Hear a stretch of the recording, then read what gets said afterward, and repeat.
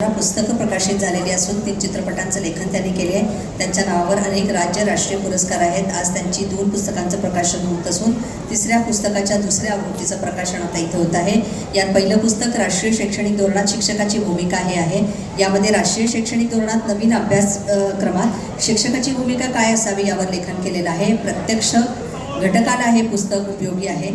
त्यानंतर कामताचा माळ हा कथासंग्रह असून आईच्या मातीशी असलेलं नातं किती घट्ट आहे हे चितारण्यात आलेलं आहे। तर तिसरं अतिशय महत्त्वाचं पुस्तक असं आहे की या पुस्तकाला मराठी साहित्य मंडळाच्या राज्यस्तरीय पुरस्कार प्राप्त झाला आहे।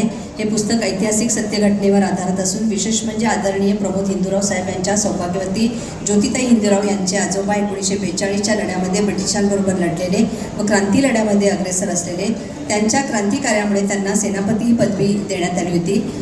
त्यावर हे पुस्तक आहे। एकनाथ देसले लिखित पुस्तकाचा प्रकाशन सोहळा इथे संपन्न होत आहे।